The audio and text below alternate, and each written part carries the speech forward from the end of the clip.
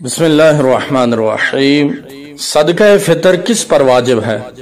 صدقہ فطر ہر صاحب استطاعت مسلمان پر واجب ہے۔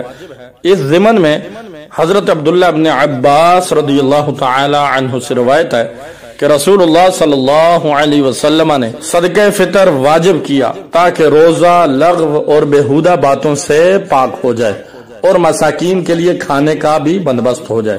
اس سے ظاہر ہوتا ہے کہ بنیادی طور پر صدقہ فطر کا فلسفہ یہی ہے کہ عید الفطر کی خوشیوں میں غریب مسلمان بھی بھرپور طریقے سے شریک ہو سکیں۔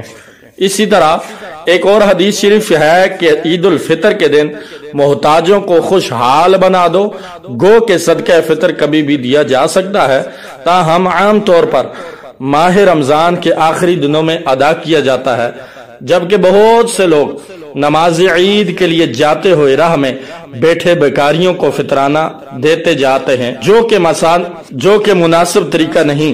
بہتر یہی ہے کہ عید سے قبل ہی فطرانہ ادا کر دیا جائے تاکہ ضرورت مند افراد بھی عید کی تیاری کر سکیں۔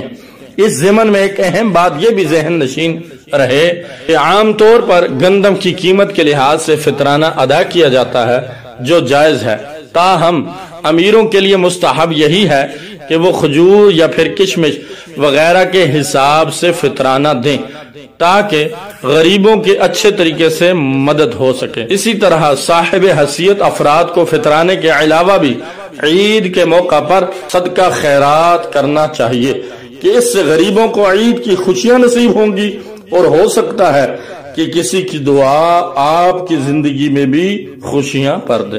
جزاک اللہ خیرہ۔